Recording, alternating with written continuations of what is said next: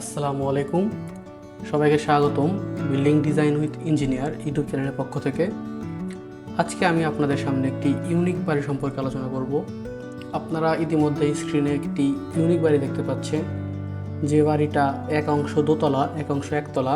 এটি মূলত আমাদের একটি ওয়ালসেট বাড়ি, ব্রিক ফাউন্ডেশন। এটাতে আপনার কেমন খরচ হতে পারে এবং জায়গার পরিমাণ কী হতে পারে সেটা নিয়ে আমরা বিস্তারিত আলোচনা করব।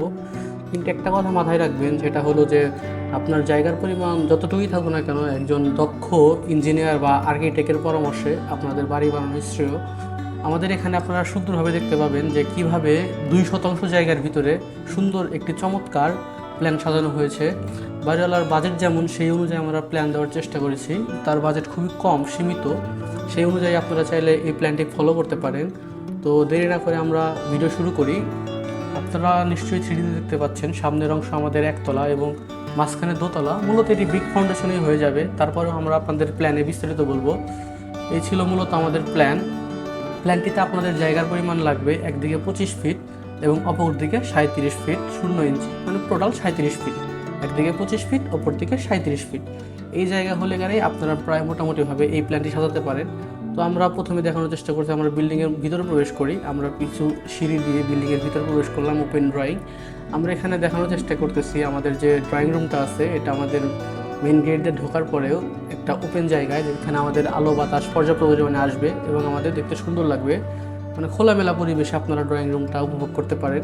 সেই হিসাবে আমরা ড্রয়িং রুমে প্রবেশ করলাম। ড্রয়িং রুম দিয়ে আমরা একটা বেডরুমে চাইলে ঢুকতে পারবো। আমাদের এখানে বেডরুম দেওয়া আছে একটা 13 ফিট বাই 10 ফিট, যথেষ্ট পরিমাণে বড় একটি বেডরুম। এবং আমরা ড্রয়িং রুমের ভিতর দিয়ে স্টেয়ার রুম বা স্টেয়ার প্লাস স্টোর দেওয়ার মূলত একটাই কারণ, এখানে আপনারা এক অংশ দিয়ে উপরতলায় উঠতে পারবেন এবং অপর অংশটা আপনারা চাইলে স্টোর হিসেবে ব্যবহার করতে পারবেন। তো সেই হিসাবে আমরা স্টেয়ার বা স্টোর দিয়ে আমরা প্রবেশ করি ভিতরে আপনারা এখানে ডটেড লাইন দেখানো আছে, তার মানে কি এর নিচ দিয়ে আপনারা প্রবেশ করতে পারবেন। এটা আমাদের অবশ্যই 7 ফিটের উপরে যাবে, তার জন্য আমরা এখানে ডটেড লাইন দেওয়ার চেষ্টা করছি। তো আমরা এই সিঁড়ির নিচ দিয়ে বিল্ডিংয়ের ভিতরে প্রবেশ করতে পারবো। এটি মূলত আমাদের একটি ডুপ্লেক্স টাইপের বাড়ি, যে বাড়ির ভিতরের অংশে আমাদের সিঁড়ি থাকে এবং যার অল্প জায়গা এবং একবারে কমপ্লিট করতে চান বা সেটা, তার জন্য আমাদের এই ডুপ্লেক্স বিল্ডিংটা সাজেশন থাকবে। এই ধরনের বা এই টাইপের বাড়িটা আপনাদের জন্য খুবই চমৎকার, খুব সহজেই করতে পারেন।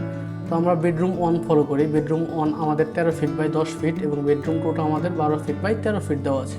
তার ভিতরে আমরা যদি drawing plus dining plus open একটা বেড, এখানে আমরা সিঙ্গেল একটা বেড পারছি, কারণ এত বড় ড্রয়িং রুম আপনাদের প্রয়োজন হবে না বা ডাইনিং স্পেস প্রয়োজন হবে না, তার জন্য এখানে আমরা সিঙ্গেল একটা বেড পেরেছি। এখানে আমাদের ডাইনিং প্লাস কিচেন, এখানে আমাদের 17 feet by 9 feet 17 feet by 9 feet দেওয়া আছে।